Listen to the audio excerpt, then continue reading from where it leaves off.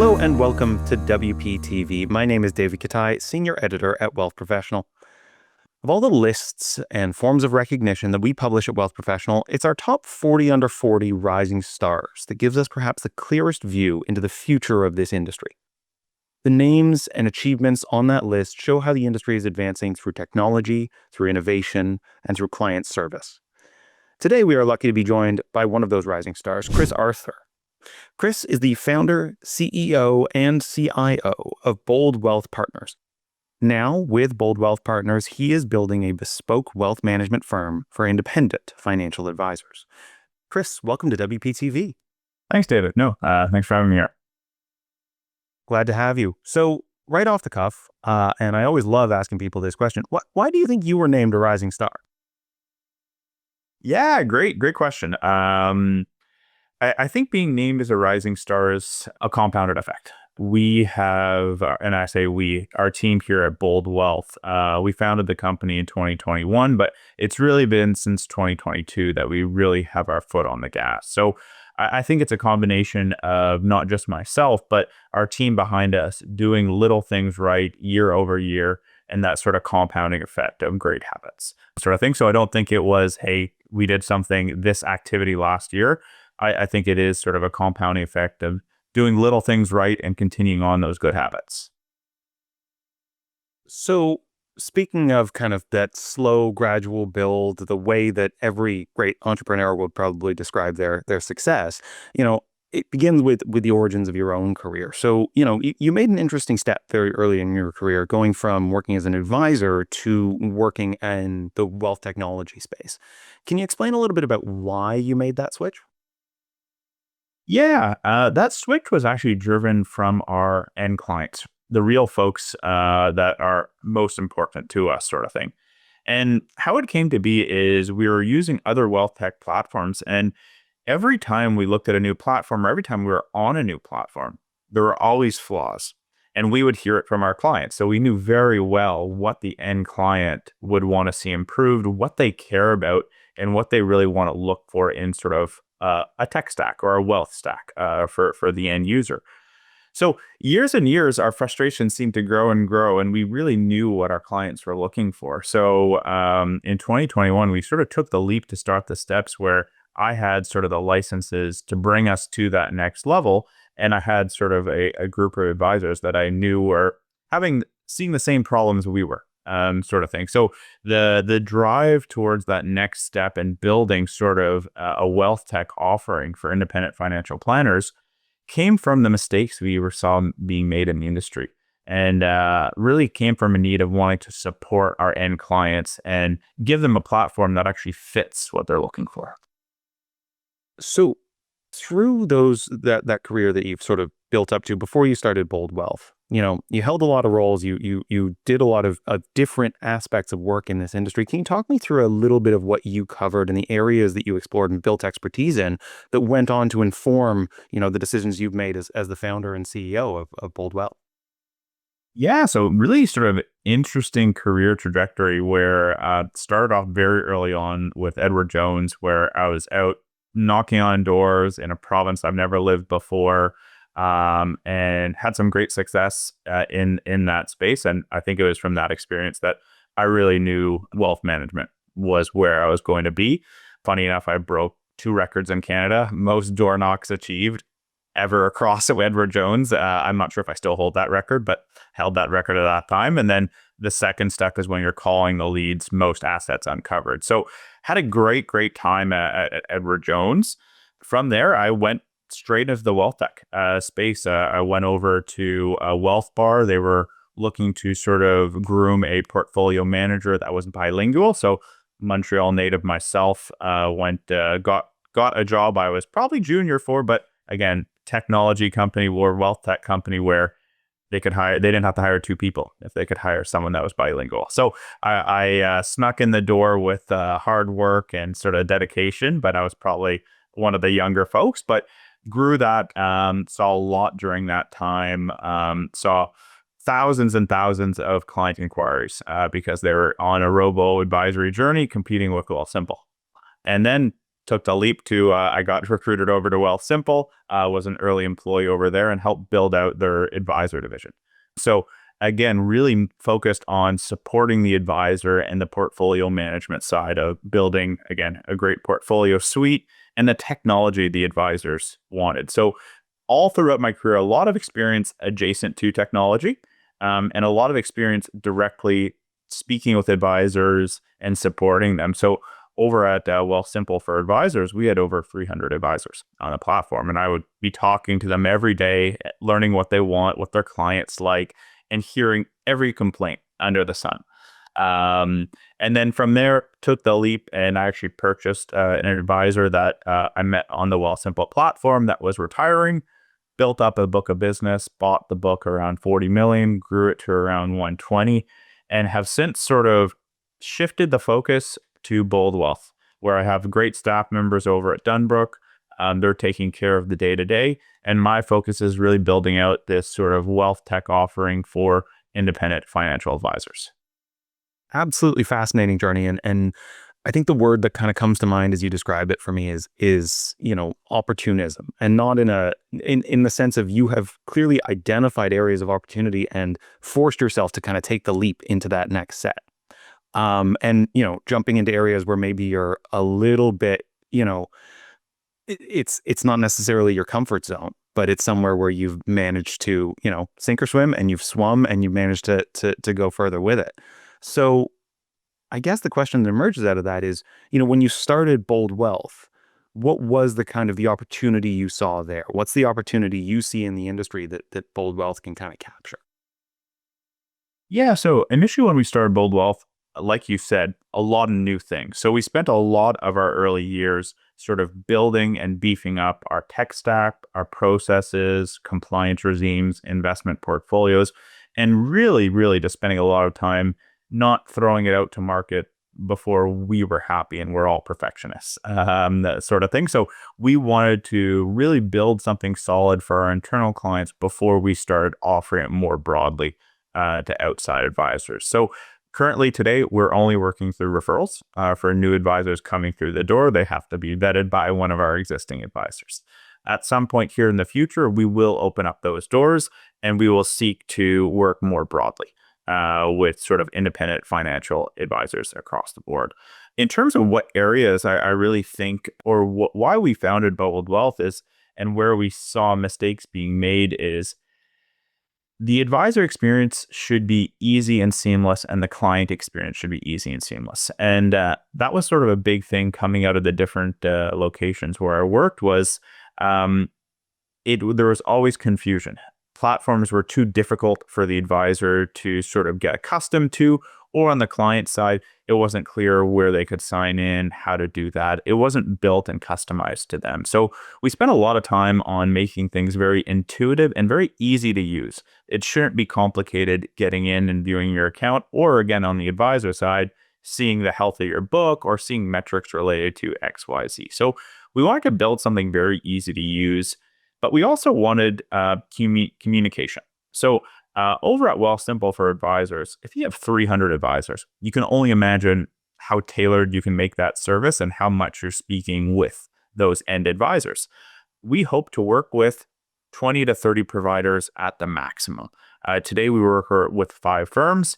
But again, as we expand that out, we want to know our advisors. We want to know everything about them. What do they like? We want to customize things specifically for them.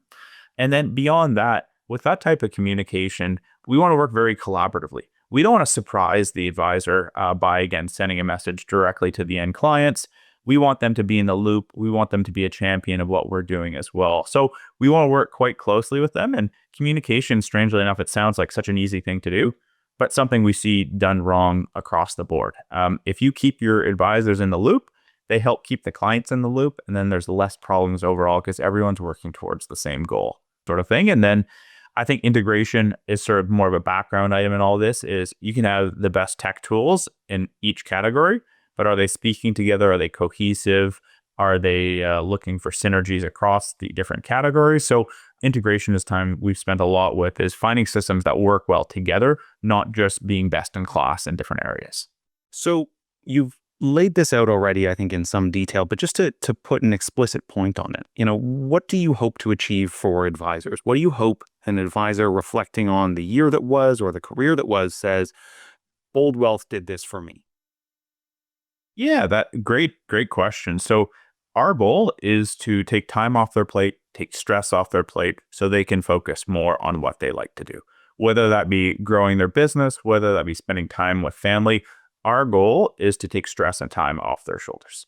And sort of how we do that is by delivering sort of best in class wealth tech that is easy to use. Their clients will love it, and then implementing sort of pension style asset management, so world class portfolio management, and then great service. So by integrating those three layers of an integrated tech stack that is best in class in Canada, arguably very, very high caliber portfolio management, and then also, again, a great service team behind there where their phone numbers, they're real people, they're not AI chatbots. They're there to help you out. By sort of combining those three layers together, we hope to sort of help that advisor experience where they can focus on their relationships, growing their business, leave every other complexity to our firm, and we'll take care of the rest. That sounds pretty nice. But there are a lot of other firms who are making similar promises and making similar arguments or claims, and you've got to stand out in that field. How do you do it? How do you work to differentiate your firm and your brand in a pretty crowded industry? Yeah. So when we look at sort of the industry of sort of being an independent provider to financial advisors, we only see a few true competitors. And I know there's a lot in the area, but where I think we stand out and where we think we add extra value to advisors relative to the folks in this industry is really, again, on the technology side. I'll start there is we are finding the best in class in each category. So we are not going with a tier two or tier three. So looking across at every firm I know in Canada, their tech stacks, I can say once we are finished implementing this last little piece that I think we have the best tech stack in Canada across those providers. And being a more nimble firm, we can make decisions fairly quickly. So if a best in class provider comes to be, we can be quicker to use it than, let's say, a big five, where again, that might happen the year later, sort of thing. So I am very, very proud of what we're doing on the technology side of things. But I think further down is sort of that communication level. Do you want to sort of have a seat and do you want to have the ability to shape how the firm's going to grow? And for advisors coming in, they actually have that ability. We are going to listen to you. We're going to learn what you want, what your clients want, and sort of shape our processes to that rather than you coming into a firm, everything's cookie cutter. You have no say. This is the way or the highway sort of thing. So that's where I think the advisors will appreciate a voice and actually being heard and their ideas actually getting implemented into our technology. And that's also speaks to, again, choose technology that is very responsive, very customizable sort of thing. And then adding the human touch. I think we have a fantastic team behind us, world class. And I think they're that third layer where I think that's something that we bring to the table is we spend a lot of time on hiring. Our team is we work very well together and great culture behind us there. So I think that human aspect will also shine through when we're chatting with a new advisor. So as you look at the industry today, and you've already hinted at a few of these issues and a few of these kind of pain points, but what are a few kind of core issues you see advisors facing now that you want to help resolve, that you want to offer a meaningful solution to? Yeah, I would say for most advisors, technology is actually, and I know I've spoken on this quite a bit, and I'll have other items on this subject, but technology is an item where if you are let's say, a smaller team, it is very hard to implement some of these technology providers where some of them only work with firms, some of them, the minimum cost is $50,000, this, that, and the other, where the barriers for an individual advisor are quite high. And then are you going to spend $100,000 to integrate them all together? And are you going to have a technology person on staff sort of thing? So that's where I think technology, if you want to go best in class, it's very hard for a smaller firm, an individual advisor, or even a small team of advisors to take that step. sort of thing. So that's where I think technology is a big one that I think it's there, but you need a certain size to be able to go after it, sort of thing. And that's where we leverage our size and then pass the benefits on to our advisors, sort of thing. We're never going to charge you more for any provider or any software that we use or that we can access, given our size. So the second item that I would say on this is that also has a little bit to do with size is portfolio management. Such a complicated area. Some advisors love it. Some advisors would be very happy for it to be off their plate. And this is an area where, again, we hire, world-class folks behind the scenes, behind those Bloomberg portals, managing the portfolios. But one piece I like to highlight is, again, our philosophy is very much more similar to a pension style portfolio, i.e. an OMERS, a teacher's, versus a standard 60/40. We want to have alternative asset classes, private equity, private debt, infrastructure, real estate, mortgages, because we truly believe over a long period of time, the client will be better off with those and it'll be a smoother ride throughout the way. But given our size and our buying power, we're able to work with some of these managers that don't work with financial advisors, don't work with, again, end people. They only work with pension fund providers and large asset managers, where minimum orders can be 50, 100 million just to get in the door and use their product. And this is where, again, we're able to leverage our size to get better pricing and also access to typically inaccessible opportunities. So I would say portfolio management is a big piece of things. And again, because we're a registered portfolio management firm, we can trade like a pension fund. We can have a pool of capital, go in with that large order, and then split it upon our clients, sort of thing. So that's a big area where I don't see done well. The next is service. Again, you don't know how many advisors I speak to where they're like, I can't get anyone on the phone, or I don't have a direct line of communication to the custodian, or I need to put a message into a queue and then 2 days later someone replies. So I dealt with this as a financial advisor and I know that pain. So we have cell phone numbers for all of our employees. They can be reachable. Our custodian, a big thing with us is we want to make sure we have a phone number. Something happens, I want to be able to call 3 people, sort of thing, and escalate items when they do come up. So I think that's a big piece is with our advisors, it doesn't feel like you're just a number. It doesn't feel like you're putting a question into a queue. You know who you're chatting with. You know their names, whether it be Sam, Ashley, Tanya on our administrative team. You'll get to know them. And again, that's where, again, you have that direct line of communication. So I think by eliminating some of those bottlenecks in that communication, just making sure we have enough staff to fill that need, we'll be a step ahead and we don't leave that bad experience. If you throw a ticket in there 3 days later, someone replies, you got to wait another 3 days for something that should have been a quick phone call. So communication is an area that we really take pride in. And again, it really comes from what are the mistakes we've seen done at other firms. Such a fascinating answer. And in some ways, you highlight this tension in the industry between scale and independence, where on all of those fronts, scale gives you such an advantage, but so many advisors want to retain their independence. And I guess I'll ask, is it fair to say that a lot of your goal here is to balance the advantages of scale with the necessity of independence in so many advisors' business models? Yeah, so definitely going to become a balance, and it's definitely going to be more challenging as we scale. But our goal is not to be a bank. Our goal is not to be a firm at, let's say, $100 billion. Our goal is never to get there.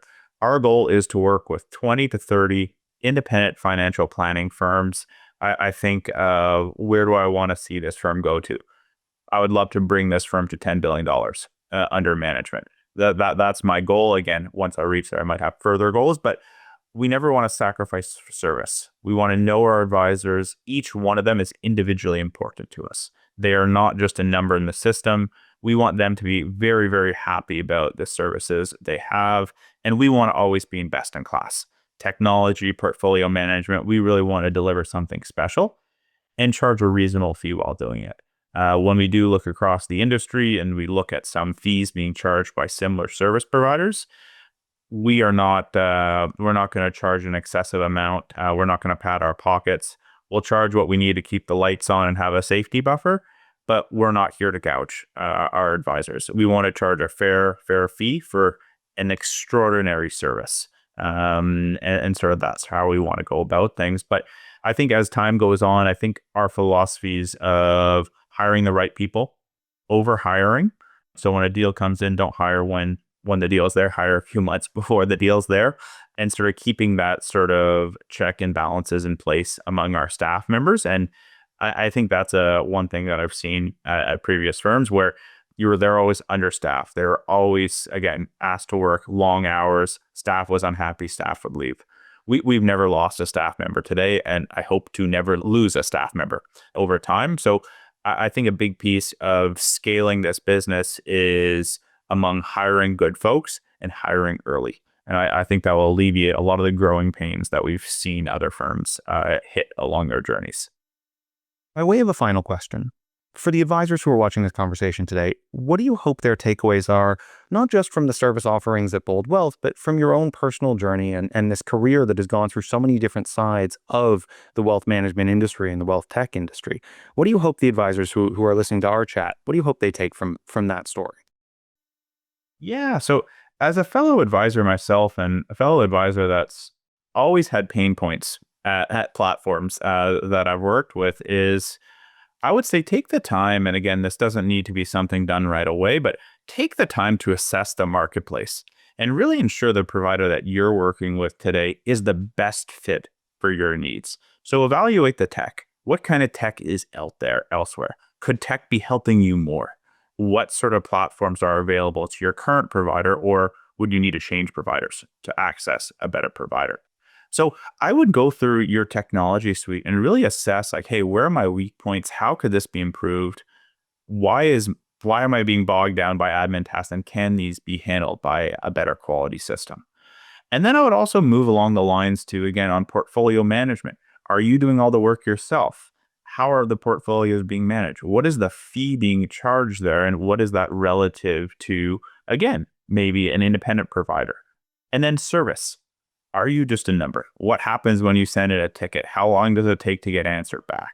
Do you have cell phones? So I would say those would be my big three as a fellow advisor is, hey, how is my life being made easier? What's my technology like? Is it easy to use? Are my clients really happy with it? Is there something better that my clients would like even more and make my life easier? Portfolio side of things, again, performance is one thing, but what's the philosophy behind the portfolios? Do you have good exposure to alternatives? Is it a standard 60-40 that you're in? And really evaluate what's in the broader market. And then your service as well. Again, you know how your service model is, how you're being treated by your current dealer or provider. And does that align with your goals for the business down the line? So I would spend a lot of time evaluating those areas. There's some really, really cool platforms, technology providers out there these days that I really think are augmenting that sort of advisor and client experience that we found to be great partners for us. So I would say to spend some time, challenge where you are today, and assess that where you are, your current platform, is that your best fit? And really take some time to evaluate that and make sure it's aligned with your future goals for the business. So that's the advice I would give advisors is really, there's some really, really cool things and great platforms out there. I think it's a great time in the industry to go out and have a look and see what else is out there. That is a beautiful note to end on, Chris. With that, I will just say thank you so much for your insights and your time, for sharing such a fascinating story about your own career and this company that you're building. No, really appreciate it, David. And just want to say a big thank you to our team over at Bold Wealth. We wouldn't have gotten this award without your hard work and dedication. So big thank you to all of you as well. Another great note to end on. Thank you so much, Chris, and thank you to all of our viewers for WPTV. I have been David Katai. Thanks so much.